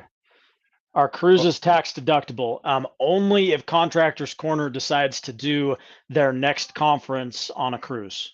Right. If you're just going on a cruise to go on a cruise, no, it's not tax deductible. You got to have a business purpose for going. So, Jeff, that's on you. You and Charley. Okay. Make that happen. Yeah, okay. Maybe we can get Seabright in on that. Life on 18 Wheels. What are the services you offer to single member LLC? So generally, the package that about 90% of the single member LLCs, generally the package they're going to choose is going to be $24.99 a week. So that's going to be very, very comparable to what ATBS offers. And then actually, as your business scales, we actually end up being a little bit less than ATBS on some of those packages. So $24.99 comes to essentially $100 a month. That gets you your bookkeeping. We're going to take your settlements, assuming it's Swift. We're going to take your Swift settlements, assuming it's a ES Advantage fuel card. We're going to include that. We are going to estimate your taxes. And in fact, we just published estimated taxes for all of our clients today. Email went out. They log into their Trucker CFO portal, and they can see what their estimates are. And then we give them instructions on how to pay that. And they can actually, there's also a type of escrow account that they can use as part of that plan if they want to, that will allow us to use their escrow funds to pay their estimated tax liability for them. And then for that $24.99, it also gets you your annual tax return. That annual tax return will include a spouse and that spouse's W-2s if that's applicable. It'll include your state tax return if applicable. And that's what you get for $24.99. Nice. Yeah. I want to touch on something though. I want to touch on the value aspect here real quick, Colton.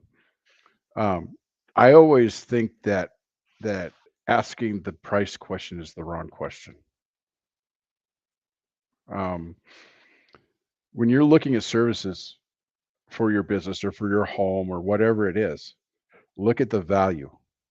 One of my favorite books is The Millionaire Next Door. Love that book. I love that. It's a good book. I've read it. And he really pushes how real millionaires live, and they look at the cost of ownership, not the cost of purchase. Look at the value of what you're purchasing. What's it bringing to you? How much value is having someone willing to answer your emails versus someone that you wait a month to maybe hear back from? I'm just going to put that out there without mentioning names, but everybody knows who I'm talking about because we've been on their case for a while. But Tim Beck Trucking, Trucker CFO is a place for your trucking business taxes. If there's questions, they ask you instead of making executive decisions for your business, unlike other companies out there. Great outfit. Yeah. I mean, as I've gone through the onboarding process with Trucker CFO's firm, there's a lot of questions that were asked of me. And there's been some feedback. Not once has Colton told me you need to do this. He said, "Did you think about this?" Things like that. But yeah, they don't micromanage you, but they will give you. I think one of the favorite things you said during the conference, Colton, was you provide me with data. And as a CFO, I take that data and make a decision for my company. Yeah, it's on you at the end of the day, and that's the way we try to. That's part of that paradigm shift that we've talked about. Travis Jones, are the weekly CFO rates settlement deductible? Yes. And then TK, I'm with a different company than Swift. Will I get the same level of service? Yes. So let me differentiate ourselves a little bit here as well. Hold on just a second, Colton. Yeah. Swift won't do settlement deduct. Did I say settlement deduct? Yes.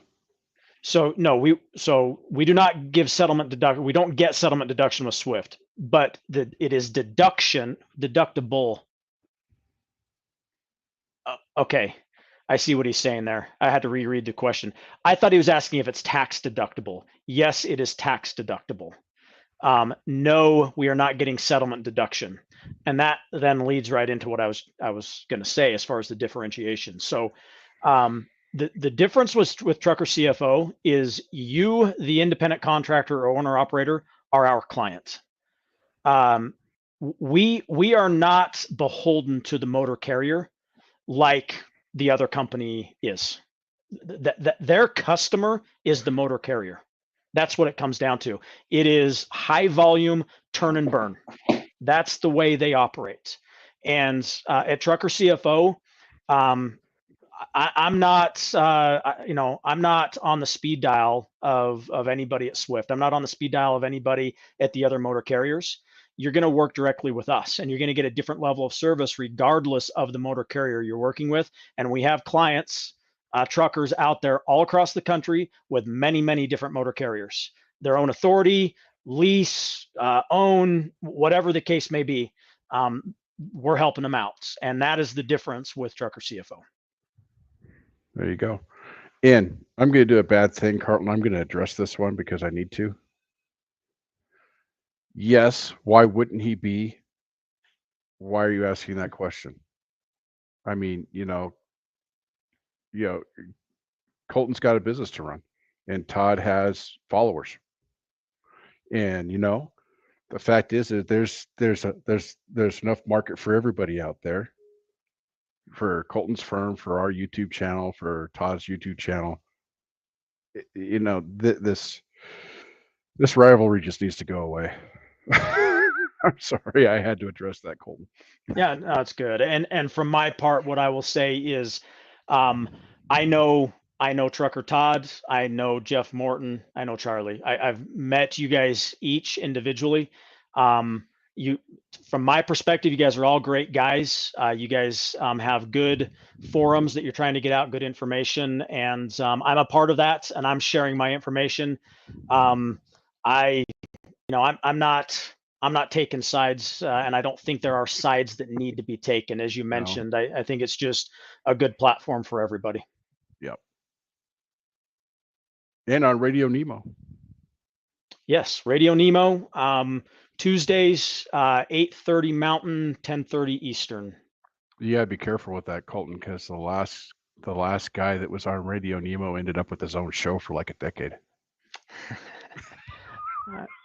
Yeah.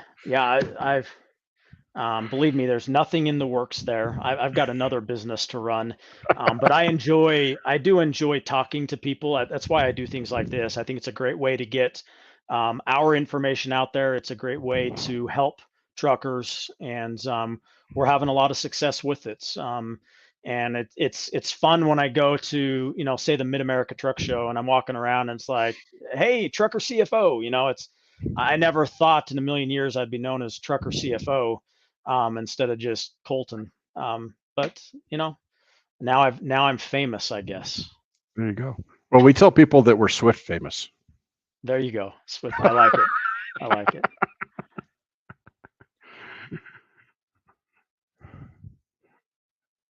That's Charley, everybody. I'm not typing. Charley's not on the screen because his bandwidth is really terrible, apparently, at the truck stop.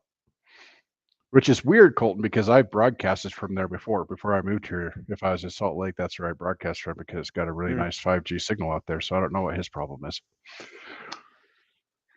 Couldn't tell you.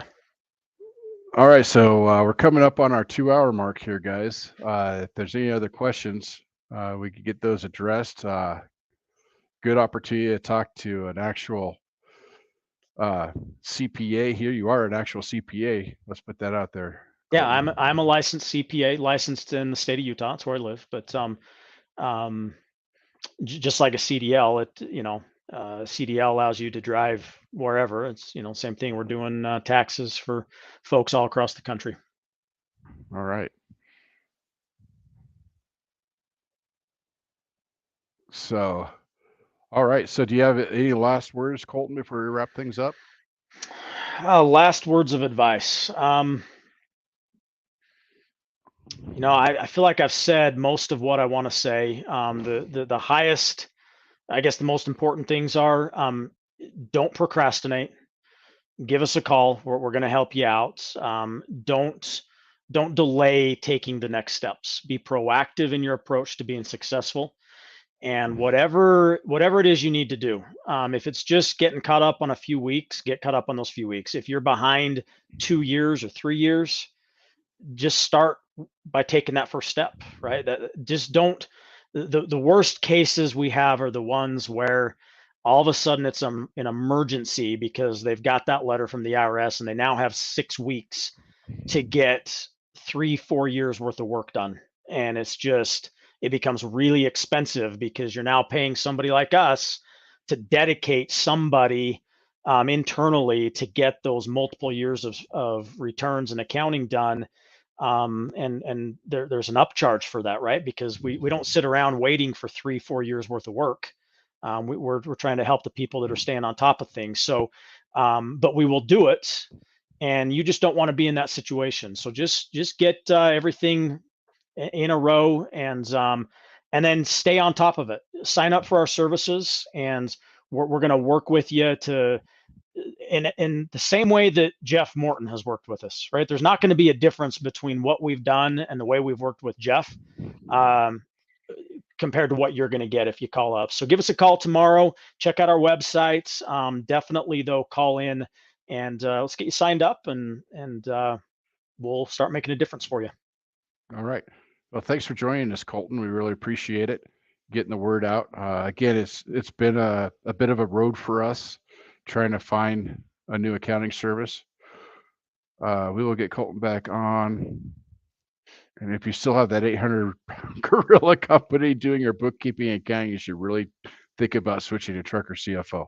I absolutely agree with that, Charley. Appreciate that. As always, thanks a lot, guys. Hit that like button if you found value in what we were talking about today. That helps us with the algorithms on the YouTubes and gets the word out to more people. Charley is apologizing for no his worries, Charley. Really bad internet connection. And sorry for making you need to edit your video. He loves it. He's one of those people who loves that stuff. Yeah. So every week at 6 p.m. Eastern on Tuesdays is when we're live. We'll be back next week with another show and your questions.